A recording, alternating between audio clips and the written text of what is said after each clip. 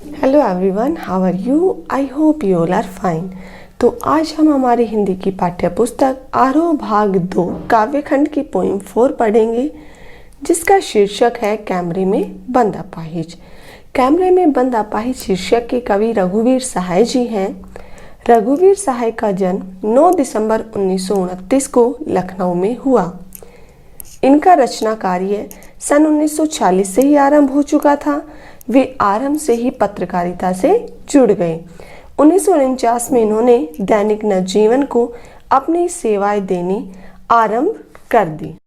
रघुवीर सहाय सन 1951 में अज्ञे द्वारा संपादित दूसरा सप्तक के कारण प्रकाश में आए।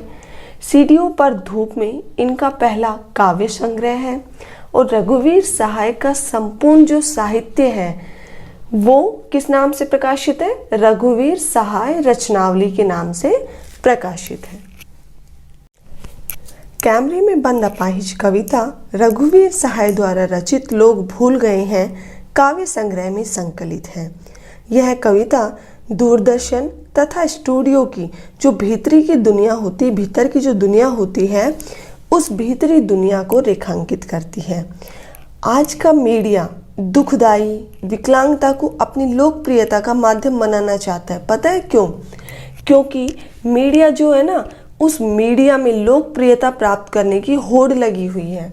मीडिया के जो कर्मचारी हैं, उन कर्मचारियों को विकलांग व्यक्ति की पीड़ा और उसका कष्ट, उसके दुखों को उन्होंने मात्र अपना एक कार्यक्रम बना लिया है और उसे ये सब उसके जो विकलांग व्यक्ति होते हैं, उसकी जो पीड़ा होती है, उसका जो दुख होता है, कष्ट होता है, वो उसको अपना एक कार्यक्रम ही बना लेते हैं और उसको वो सब अपने कार्यक्रम ही नज़र आता है। तो इस कविता में भी रघुवीर सहाय जी ने अपाहिज व्यक्ति की विडंबना को ही व्यक्त किया है। तो शुरू करते हैं हमारी पोइम कैमरे में बंद अपाहिज। हम दूरदर्शन पर बोलेंगे, हम समर्थ शक्तिवान, हम एक दुर्बल को लाएंगे एक बंद कमरे में। हम दूरदर्शन पर बोलेंगे, कौन? दूरदर्शन जो कर्मचारी हैं। हम समर्थ शक्तिवान, जो दूरदर्शन के कर्मचारी हैं, वे अपने आप को क्या मानते हैं? समर्थ अर्थात शक्तिशाली, और शक्तिवान अर्थात अपने आप को ताकतवर मानते हैं। पता है क्यों? क्योंकि उनका मानना है कि हम किसी भी व्यक्ति को अपने चैनल पर ला सकते हैं। अगर हम चाहें तो किसी को भी कितना ही ऊंचा उठा सकते हैं और चाहे तो किसी को भी कितना ही नीचा गिरा सकते हैं। उनके मन में ये भावना होती है, इसलिए वो अपने आप को समर्थ शक्तिवान मानते हैं। तो यहाँ पर समर्थ शक्तिवान दूरदर्शन के संचालक के लिए आया है। हम एक दुर्बल को लाएंगे एक बंद कमरे में।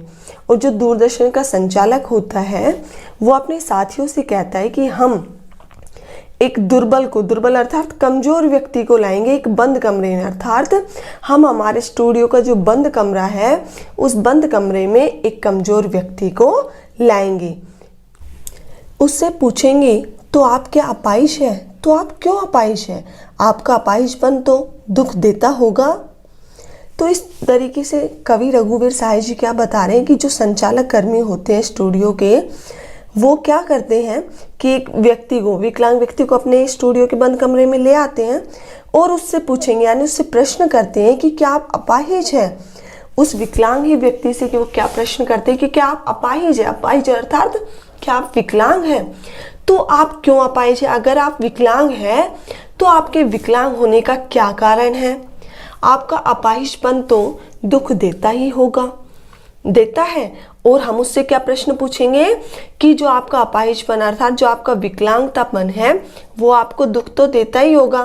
क्या वो आपको दुख देता है? मतलब कि हम उस विकलांग व्यक्ति के ऊपर एक प्रश्न करने के बाद जैसे ही वो हमारे प्रश्न का उत्तर देना चाहेगा या शुरू करेगा, उससे पहले ही हम उस पर दूसरा प्रश्न थोप देंगे, उसके बाद हम उस पर दूसरा प्रश्न थोप देंगे, और इस प्रकार जो हमारे बेतुके प्रश्न होंगे वो उस समय उस अपाहिज व्यक्ति को चुप कर देंगे, अर्थात वो इन सब जो हम प्रश्न पूछेंगे उनका उत्तर नहीं दे पाएगा। कैमरा दिखाओ इसे बड़ा बड़ा, और इस प्रश्न के साथ ही जो दूरदर्शन संचालक है वो अपने साथी से क्या कहेगा कि जो अपाहिज व्यक्ति है, जो विकलांग व्यक्ति है, उस विकलांग के दुखी चेहरे को बड़ा बड़ा करके दिखाओ। हाँ तो बताइए आपका दुख क्या है, जल्दी बताइए। वह दुख बताइए, बता नहीं पाएगा। वो उसके चेहरे को, अपाहिज व्यक्ति के चेहरे को बड़ा करके क्यों दिखाते हैं? ताकि लोग उसके चेहरे से क्या हो जाए, दुखी हो जाए, और दुखी चेहरे को आसानी से बड़ा ध्यान देकर देखें। क्यों? क्योंकि जो विकलांग व्यक्ति का मतलब जो उसकी फीलिंग्स को समझेगा वो क्या करेगा, उस चैनल को देखेगा। उस चैनल को देखेगा तो उन लोगों की क्या होगी, इनकम ज्यादा होगी। हाँ तो बताइए आपका दुख क्या है। और वे विकलांग व्यक्ति को फिर से उत्तेजित करेंगे आंसर देने के लिए, और क्या प्रश्न पूछेंगे, हाँ तो बताइए आपका दुख बताइए, मतलब आपका क्या दुख है, उस दुख को आप लोगों के सामने बताइए। और वह बता नहीं पाएगा। जब हम बार बार उससे प्रश्न करेंगे तो वो अपने दुख को दूरदर्शन कर्मियों के सामने बता नहीं पाएगा। सोचिए, बताइए आपको अपाहिज होकर कैसा लगता है। कैसा यानी कैसा लगता है। जो कार्यक्रम संचालक होते हैं वो अपाहिज व्यक्ति से फिर से प्रश्न पूछेंगे कि सोचिए, कि आप अच्छी प्रकार से सोचिए और सोचकर हमें बताइए आपको अपाहिज होकर कैसा लगता है, कि आपको विकलांग या अपाहिज होकर कैसा लगता है। अर्थात वो क्या पूछेंगे कि क्या आपको विकलांग होने का दुख है, और यदि दुख है आपको तो वो कैसा लगता है, हमें जल्दी से सोचकर बताइए। अरे क्या कोई इस दुनिया में ऐसा व्यक्ति है जो किसी भी तरह का उसे दुख हो, कष्ट हो, और वे उस कष्ट से कोई सुखी हो, खुश हो? क्या कोई है? लेकिन वो जो कार्यक्रम संचालक होते हैं वो उस अपाहिज व्यक्ति से ऐसा बेतुका प्रश्न करते हैं कि आपको अपाहिज होकर कैसा लगता है। कैसा लगता है यानी कैसा लगता है, आप हमें सोचकर बताइए। अर्थात दर्शकों को बताइए कि आपको कितना दुख है, और वो कितना ज्यादा आपको बुरा लगता है। और इस प्रकार के जो प्रश्न सुनकर जो विकलांग व्यक्ति है वो फिर से चुप हो जाता है। हम खुद इशारे से बताएंगे कि क्या ऐसा। सोचिए, बताइए, थोड़ी कोशिश करिए।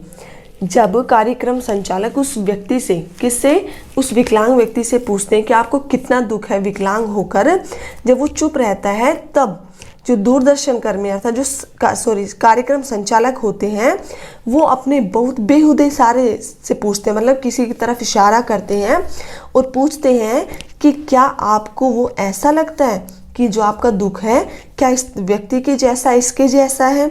सोचिए, बताइए। और वो क्या कहते हैं, जो कार्यक्रम संचालक हैं, कि आप सोचिए और सोचकर हमें बताइए, थोड़ी कोशिश करिए, मतलब हमारे प्रश्न का उत्तर देने की आप थोड़ी कोशिश कीजिए। क्यों? यह अवसर खो देंगे कि यदि आप अभी हमें इस प्रश्न का उत्तर नहीं देंगे तो आप यह अवसर जो आपको मौका मिला हुआ है, कौन सा मौका, टीवी पर आने का, जो आपको ये मौका मिला हुआ है कि मीडिया वाले आपके लिए न्यूज़ बना रहे हैं, आपकी न्यूज़ बना रहे हैं, तो ये मौका आप खो देंगे। आप जानते हैं कार्यक्रम रोचक बनाने के वास्ते हम पूछ कर उसको रुला देंगे। और कार्यक्रम संचालक क्या कहता है अपने साथी से, अपने कर्मचारी से, कि कार्यक्रम को रोचक अर्थात दिलचस्प बनाने के वास्ते हम पूछ कर उसको रुला देंगे कि जो विकलांग व्यक्ति है हम उससे बार बार प्रश्न पूछकर उसके अपाहिजपन का उसको रुला देंगे। और आपको पता है वो ऐसा क्यों करते हैं? क्यों? क्योंकि जो कार्यक्रम संचालक होते हैं वो उस अपाहिज के दुख को बार बार प्रश्न पूछकर गंभीर बना देते हैं। क्यों? तो मैं आपको बता दूं, वो ये सब इसलिए करते हैं ताकि वे अपने कार्यक्रम को अधिक रोचक अर्थात अधिक दिलचस्प बना सके।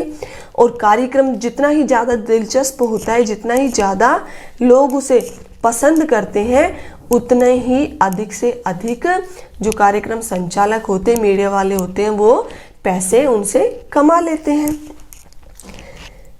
इंतजार करते हैं आप भी उसके रो पड़ने का, करते हैं।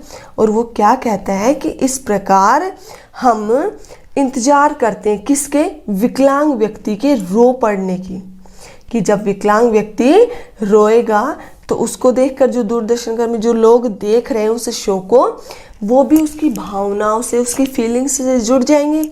तो जैसे ही वो रोएगा विकलांग व्यक्ति, वैसे ही उसको देखने वाले, न्यूज को देखने वाले भी रो पड़ेंगे। मतलब उनकी भावनाएं क्या होंगी, आपस में जुड़ जाएंगी। और जब उनकी आपस में जुड़ जाएंगे तो उस शो को ज़्यादा देखेंगे, और ज़्यादा देखेंगे तो जैसा कि मैंने आपको अभी बताया है, उससे धन की प्राप्ति भी अधिक से अधिक होगी।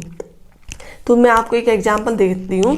क्या होता है कि जैसे कोई हम टीवी शो देखते हैं, सीरियल तो सभी लोग देखते हैं घरों में, तो वो क्या करते हैं, जैसे उस सीरियल में दुखी होते हैं, कई बार ऐसे दृश्य आ जाते हैं कि उनको देखकर जो देखने वाले, उनकी आंखों में से आंसू आ जाते हैं। होता है ना ऐसे, कभी न्यूज़ देखते हैं हम, किसी का एक्सीडेंट हो जाता है, किसी भी तरह की कोई बात हो जाती है जो हमारे मन को, हमारी फीलिंग्स को खुरेद कर रख देती है, मतलब उस व्यक्ति से जोड़ लेती है, तो हम उसके दुख को देखकर ही दुखी हो जाते हैं।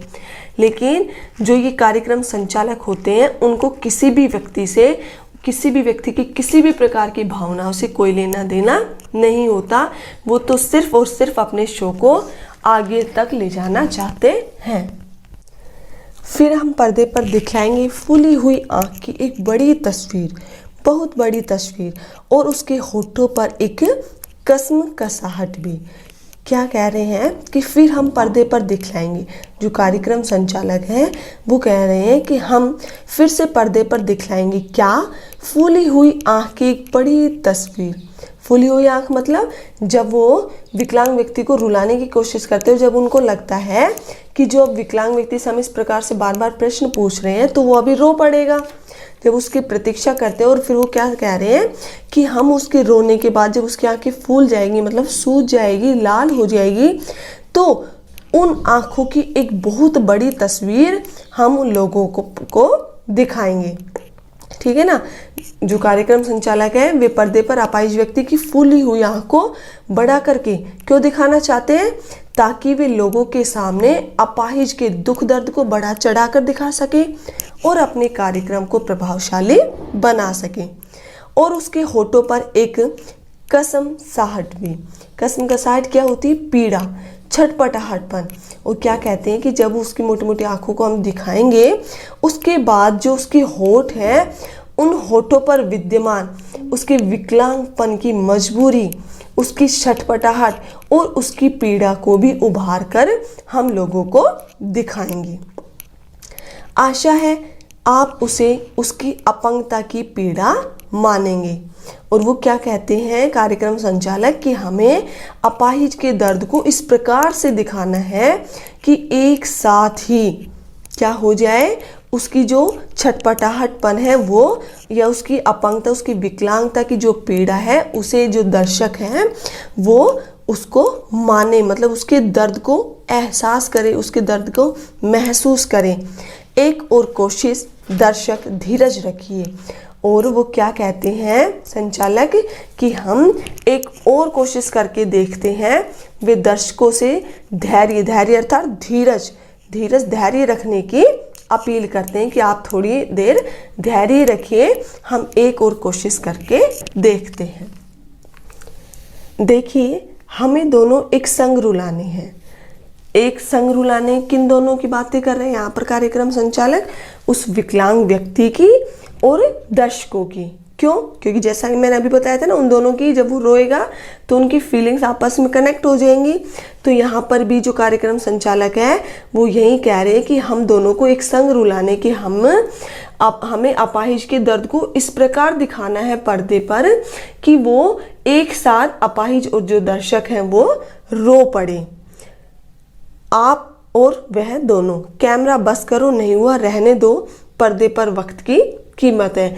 परंतु ऐसा नहीं हो पाता। मतलब जब जिस विकलांग व्यक्ति को वो पर्दे पर लाते हैं, विकलांग व्यक्ति क्या करता है, रोता ही नहीं है।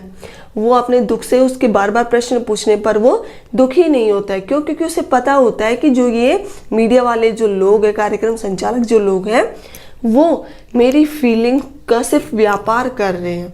मतलब उन मेरी फीलिंग से, इन लोगों को, मेरे दुख दर्द से इन लोगों को कोई लेना देना नहीं है। ये सिर्फ क्या कर रहे हैं, पैसा कमा रहे हैं। तो वो दर्शकों के सामने नहीं रोता है। और जब वो विकलांग व्यक्ति ही नहीं रोता है तो दर्शक भी नहीं रोते हैं। तो इस प्रकार से जो उनका कार्यक्रम होता है वो क्या हो जाता है, फेल हो जाता है और वो अपने लक्ष्य में असफल रह जाते हैं, इसलिए वे कैमरामैन को आदेश देते हैं कि वह कैमरे को बंद कर दे, बस करो, नहीं हुआ रहने दो। यदि अपाहिज रो ही नहीं पा रहा है तो इस कैमरे को बंद कर दो, क्योंकि पर्दे पर समय का बहुत ज़्यादा महत्व है। अब मुस्कुराएंगे हम। आप देख रहे थे सामाजिक उद्देश्य से युक्त कार्यक्रम, बस थोड़ी ही कसर रह गई, धन्यवाद।